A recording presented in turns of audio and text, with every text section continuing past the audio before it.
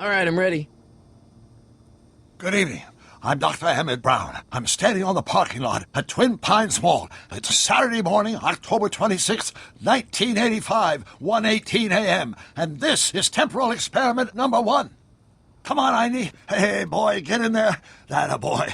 In you go. Get down. Get your seatbelt on. That's it. Whoa. Okay.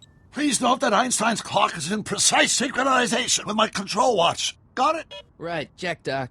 Good. Have a good trip, Einstein. Watch your head.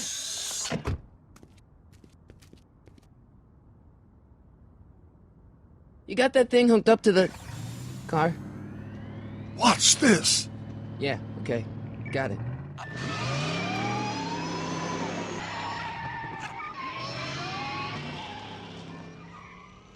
Not me. The car. The car.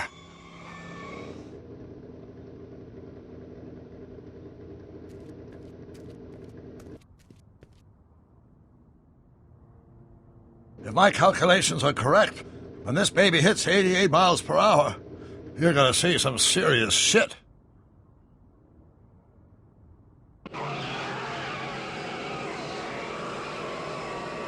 Watch this, watch this.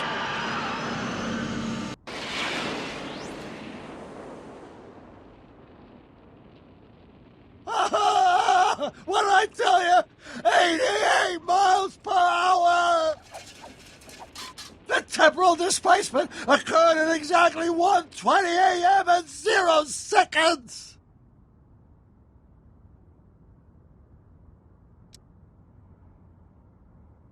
Hot Jesus Christ. Jesus Christ, Doc. You disintegrated Einstein. Calm down, Marty. I didn't disintegrate anything. The molecular structure of both Einstein and the car are completely intact. Where the hell are they? The appropriate question is, when the hell are they? You see, Einstein has just become the world's first time traveler. I sent him into the future. 1 minute into the future, to be exact. And at precisely 1:21 a.m. and 0 seconds, we shall catch up with him and the time machine. Wait a minute. You put your dog in a time machine made out of a DeLorean? The way I see it, if you're going to build a time machine into a car, why not do it with some style? Besides, the stainless steel construction made the flux dispersal. Look out!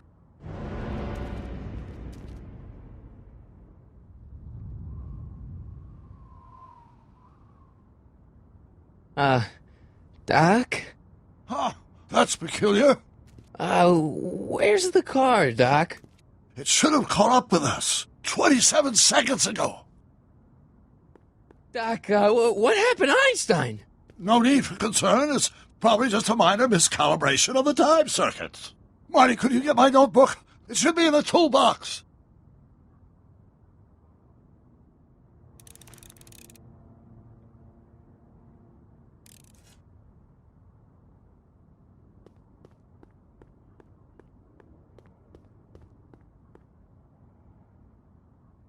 Notebook. Got it.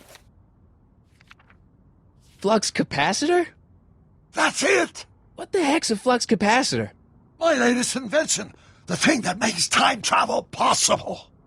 In this notebook, I've detailed the nearly 3 decades of scientific breakthroughs necessary to build a working time machine. If it ever fell into the wrong hands, the consequences could be catastrophic. Let's see. Is mass equals I times Z, and E equals the square root of Z times C squared, and the flux dispersal rate is inverse. Doc, something's way off here.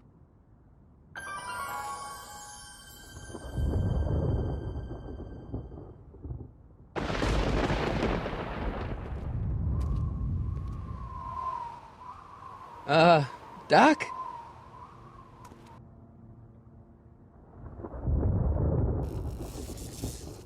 Great Scott! Doc, what is it? I've made a horrible mistake!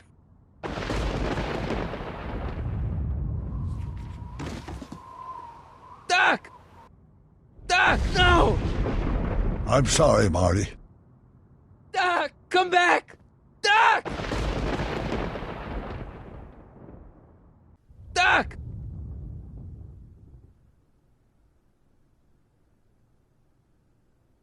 Marty, is everything okay? Yeah, Mom, it was just a nightmare. I was in the past, and Doc was there. Well, you're safe and sound now, back in good old 1986. But you'd better get up. Your father's waiting for you. Huh? Weren't you going to meet him over at Doc's? Holy crap, I'm late!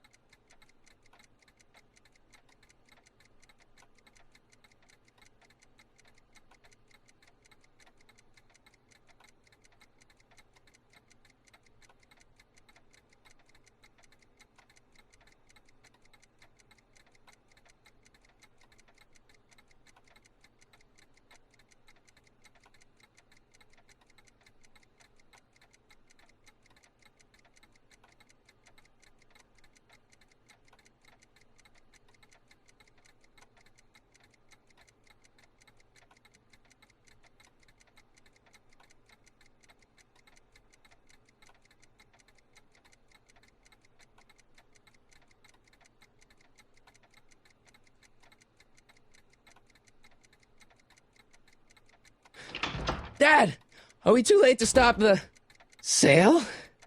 Better late than never. You wouldn't believe how much rare stuff there is back here. That's Doc's stuff. The city has no right to... Now, son, I know you're upset, but your friend's been gone for months, and the city really seems hell-bent on using his land for that new parking garage. And, hey, is that a first edition Jules Verne? It's just not fair. But at least things can't get any worse. Hey, Marty. Hi, Biff. Come to see if the old crackpot had any buried treasure? Nah, I guess I'm just... remembering.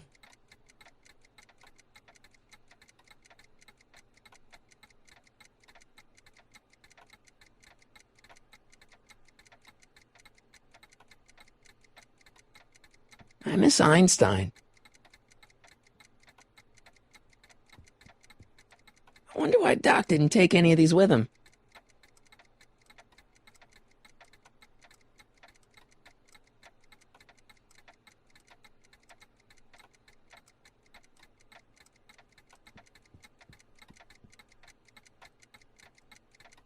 Hey, let me! Now, Biff, leave Marty alone. This is a very emotional time for him. Oh, sure. Sorry, Marty.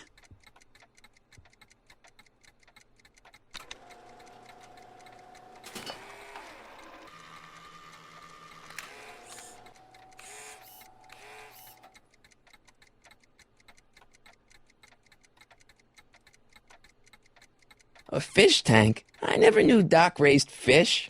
Doc's fish had weird taste in decor. I kind of like Doc.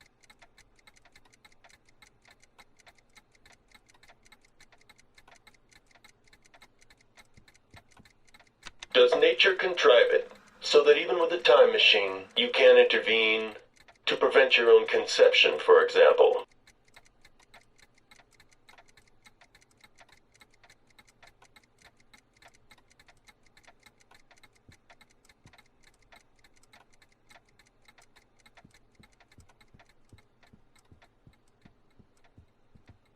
Doc built this model at downtown Hill Valley way back in 1955. The clock tower in the courthouse even works. What the? Is that Doc's notebook in there?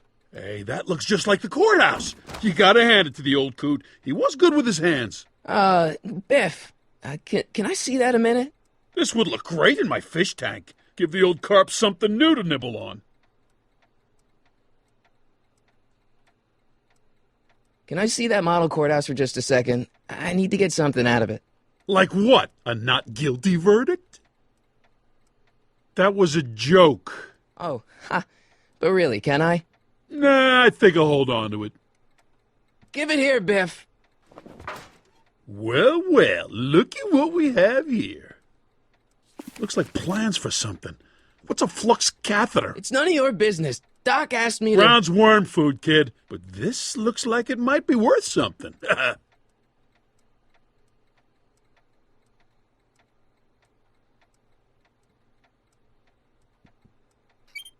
Hope that wasn't poison gas or anything. Feels like that was a lifetime ago. Actually, I guess it was.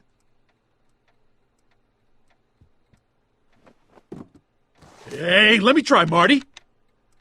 Now, Biff, let Marty have his turn. You got it, Mr. McFly.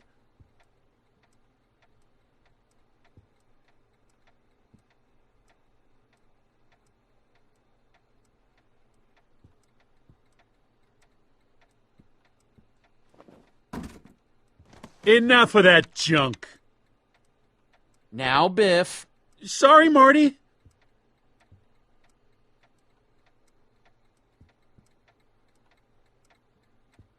Seems kinda empty without the courthouse.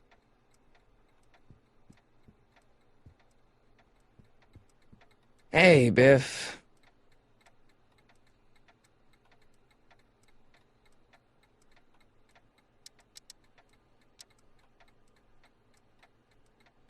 I only want that notebook because, well, I'm sentimental. It's like a piece of Doc.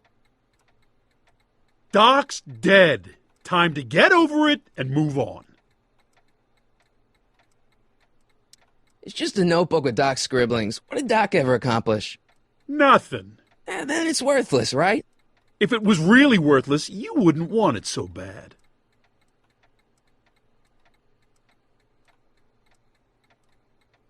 I just can't let you keep that notebook. It's dangerous. What, is it set to explode or something? Well, in a way. I'll take my chances.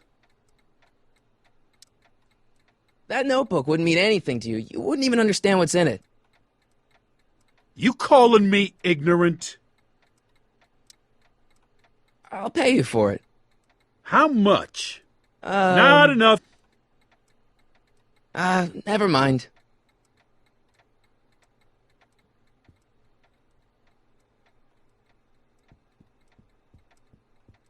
Doc must have whipped up some crazy compounds in that cauldron. It smells like beef stew.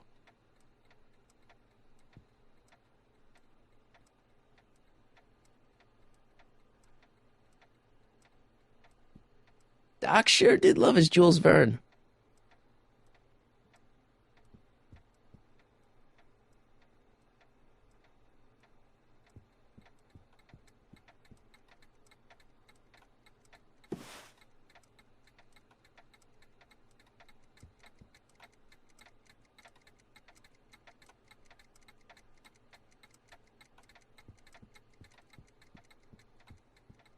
Hey, Dad, why's my guitar got a price tag on it?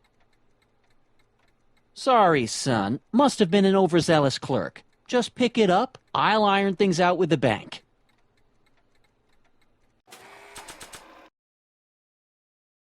It may not look like much, but it packs a wallop.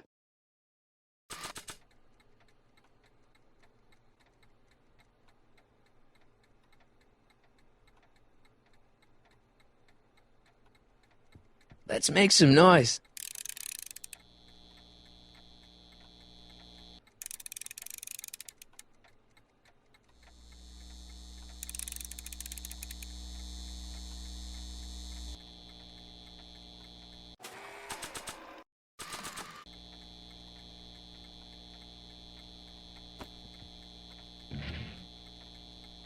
Here's an oldie, but a goodie. 1, 2, 3. Hey, look! It's Chuck Butthead. Let me show you how it's done. Now, Biff. I think that's Marty's guitar. Gosh, you're right, Mr. McFly. Oh, here you go, Marty. Let's hear a few licks.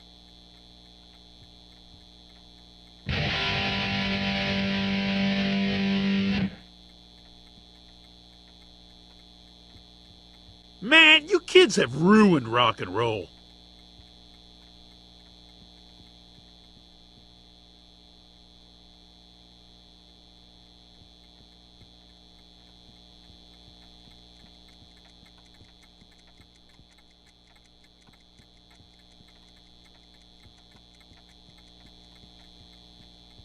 Hey, Dad.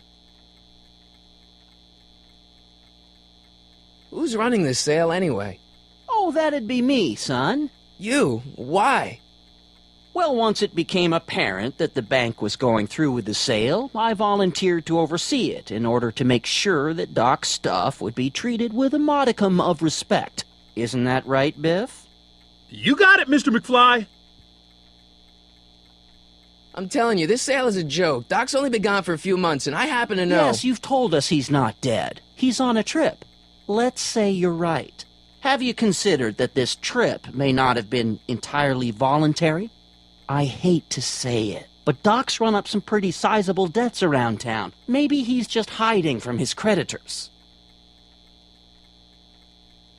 You got Doc wrong. Sure, maybe he's not so good with money. That's just because his mind's always on bigger things. But he's still a straight-up guy. He'd never run away from his problems. Well, you know him better than I do, son, but the bank is within its rights to sell off his stuff. Maybe you should try to find some things to remember him by before Biff grabs them all.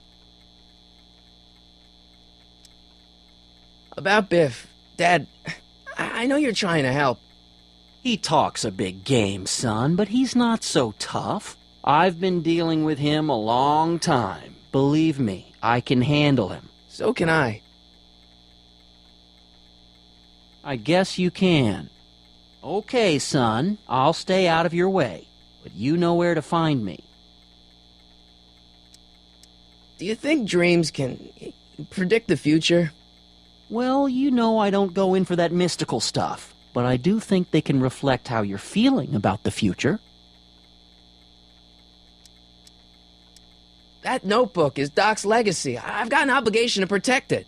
Now, hold on a minute. Didn't you just get done telling me Doc's still around? Off traveling somewhere? Yeah? Then how is it your obligation to protect his legacy? You can't have it both ways, Marty. If Doc's alive, he can protect his own legacy. I'll keep looking around. Thanks, Dad.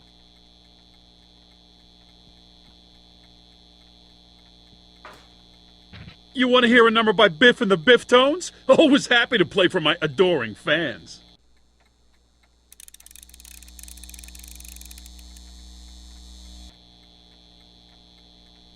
Now watch me blow the lid off this joint. Whatever you say. Whoa! Rock on, Biff. Oh, shit.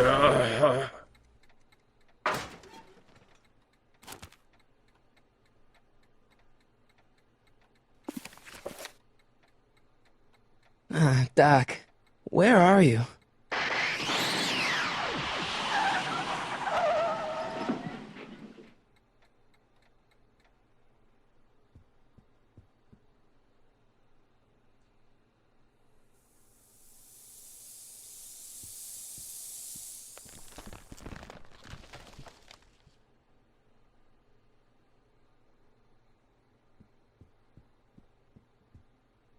Doc?